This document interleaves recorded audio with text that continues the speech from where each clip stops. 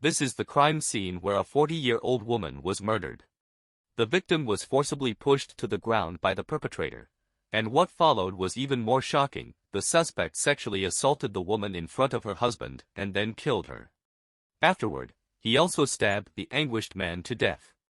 The police were baffled by how the assailant managed to commit such a heinous and bloody act so swiftly, in less than 3 minutes, making it one of the most brutal crimes since the crackdown on violent offenses. As the investigation progressed, forensic evidence revealed an unknown male's bodily fluids on the victim's undergarments. A suspect was arrested and, after 72 hours of intense interrogation, confessed to harming the couple while intoxicated. However, when pressed for details about the assault, he claimed he could not remember due to being drunk. Just as the Suzhou City Police thought they had solved the case, the real perpetrator struck again, using the same method to sexually assault and murder another woman, and even robbed a 28-year-old woman, all of which was captured on surveillance footage. If not for the keen eye of a detective, the true criminal might have escaped. On January 3, 2014, in Suzhou, Zhejiang, the police received an urgent call reporting that a couple had been found dead in their home. Upon arriving at the scene, officers were met with a somber atmosphere. In the south bedroom, the bodies of the deceased were discovered. The man was found dead on the bed, while the woman was half-crouched and disheveled at the foot of the bed, suggesting she had suffered before her death. Forensic experts from Suzhou initially determined that both victims died between 9 o'clock and 10 p.m. on the previous night, January 2. The cause of death for both was a fatal stab wound to the neck, leading to excessive blood loss and shock. There were also signs that the female victim had been sexually assaulted. During the examination of the scene, it was noted that cash was missing from the woman's handbag and the man's wallet, which was thrown onto the bed. This led the police to speculate that the crime might have been a robbery murder. Yet, the undisturbed state of the windows and doors suggested an inside job. Considering the time of the incident, around 9 p.m., which coincided with the woman's return from work, the police hypothesized that the killer might have followed her home. But this theory didn't hold up, as a struggle at the door would likely have woken the sleeping man. Surveillance footage from a nearby bank showed the woman passing at 9:04 p.m. without any apparent follower. Neighbors reported no unusual noises that night, further complicating the case. The autopsy report indicated no defensive wounds on the man but significant ones on the woman's right hand, pointing to a struggle. This, along with other evidence, strongly suggested a known perpetrator. The police then discovered 24 bloody footprints at the scene, all from the same pair of men's sneakers, indicating a single attacker. Further investigation into the victims' backgrounds revealed that the man, named Zhang, worked on a rural railway and rarely came home, while the woman, Mao, had a habit of playing mahjong and recently incurred debts. A colleague mentioned a heated phone argument Mao had with a woman, Li, who ran a tea house and had lent money to Mao. Although Li was ruled out as a suspect, the focus shifted to the shoe prints. The police traced the specific model, which had sold 96 pairs in the city, but sales records were inconclusive.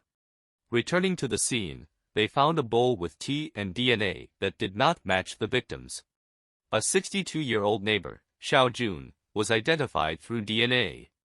Initially, he denied involvement, but later admitted to having an affair with Mao, though not to the murders. Under pressure, he falsely confessed to the crime, claiming he was too drunk to remember the details. Technicians, however, noticed discrepancies between his shoes and the prints, revealing his confession was false. Meanwhile, a review of security footage spotted a suspicious young man wearing glasses, whose movements and footwear matched the description of the killer. The police now faced the challenge of finding this individual in a city of over 2 million. In the city of Suzhou, another murder occurred on the evening of January 25, 2014, around 10 p.m.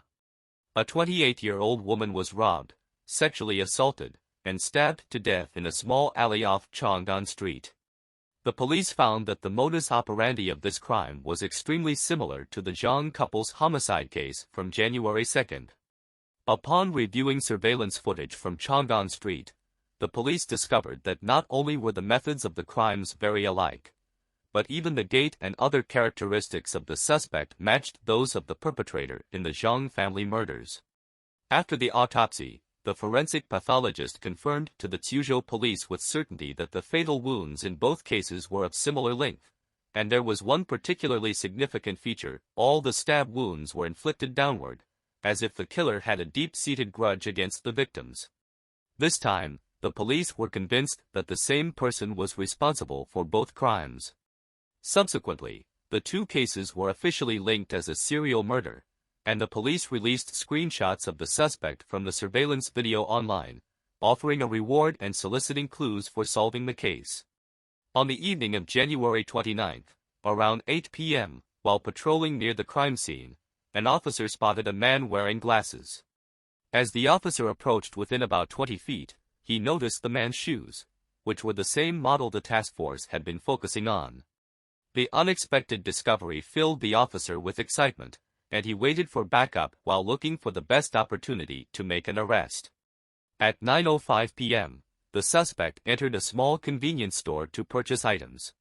After circling the store, which had only one entrance and exit, the officer realized this was the perfect moment to apprehend him. After more than 20 days since the first incident, the Suzhou police finally captured the suspect.